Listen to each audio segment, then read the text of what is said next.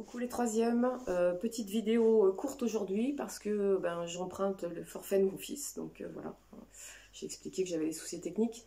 Je vous rappelle que si vous voulez rejoindre le groupe WhatsApp ou si vous voulez me poser des questions, vous pouvez le faire par mail. Mon adresse cetjlvalerio, valerio, @aol.com. Merci pour les utilisations de No Man's Land. Notamment, je suis sortie et mon village ou ma ville, je ne sais plus, ressemblait à No Man's Land. Très bonne utilisation. Merci à Timothée pour sa participation fréquente et assidue. Petit message, Tristan, si tu me regardes, je n'ai pas compris cette histoire de logo. Voilà. Je vous avais demandé de faire les questions de Cauchemar en bleu et de lire le texte, évidemment, bon, pour vous donner un peu de lecture, parce que les questions sont quand même assez simples. Je vais les corriger. Bon, c'était pas très gai comme nouvelle, un peu tragique, désolé. Comment s'appellent les trois personnages? Il y a les parents, Georges et Wilma, et le fils, Tommy. Où sont-ils? Ils sont en vacances dans une maison dans les bois, au bord d'un lac. Depuis quand sont-ils arrivés? Depuis la veille au soir. Qu'est-ce que le papa n'a jamais su faire et pourquoi? Son père n'a jamais appris à nager, puisqu'il n'aime pas l'eau. Le petit garçon veut absolument commencer sa journée en nageant dans le lac, mais il a peut-être une crampe, on n'en est pas sûr, mais il se noie. Pourquoi le papa va-t-il chercher du secours auprès de la maman? Parce qu'il a peur de se noyer lui aussi, puisqu'il ne sait pas nager et qu'il pense qu'il est à un endroit où il n'a pas pied. Pourquoi est-ce une mauvaise idée? Parce que, comme l'enfant avait pied, il aurait pu le secourir et que le temps d'aller chercher sa mère, il était trop tard. D'après le contexte, quelle est la définition des expressions suivantes? Maison forestière, il s'agit d'une maison dans les bois. Il ne connaissait la région que par ouï-dire. Il n'était jamais venu dans la région, mais il en avait entendu parler. Ouïr signifiant entendre. L'embarcadère du loueur de barques, l'endroit où sont attachées les barques à louer. Donc voilà pour les réponses aux questions. Je vais vous lire également la fin de la nouvelle Sprint.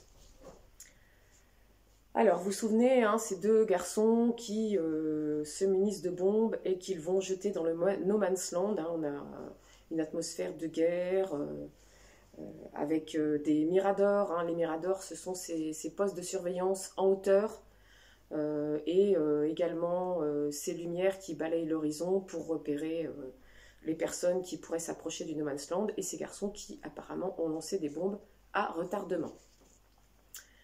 Alors, le frère de l'un des deux garçons avait annoncé qu'il avait vu quelque chose d'incroyable dans le No Man's Land. Eh bien, à cet endroit dans le No Man's Land poussent des melons, des tomates, des concombres, des aubergines et un tas d'autres légumes, et des fleurs aussi.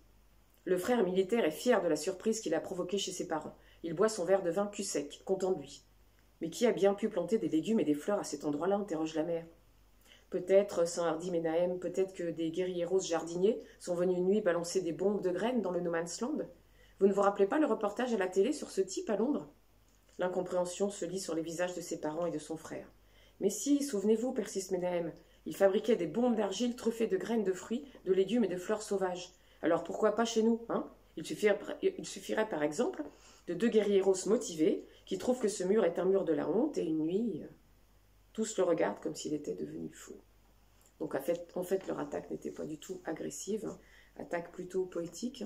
Vous avez aussi dans le même style le tag de Banksy avec ce terroriste qui se cache derrière un foulard et qui jette un bouquet de fleurs. Je vous invite à aller voir cette référence. Alors, pour la prochaine fois, je vais vous demander cette fois-ci de lire Cauchemar en vers et de faire les questions. Toujours la même référence, c'est Frédéric Brown, pardon. Et puis, demain, je vous donnerai des questions de brevet sur Cauchemar en jaune. Comme mot de la semaine, je vais vous donner le mot suspense.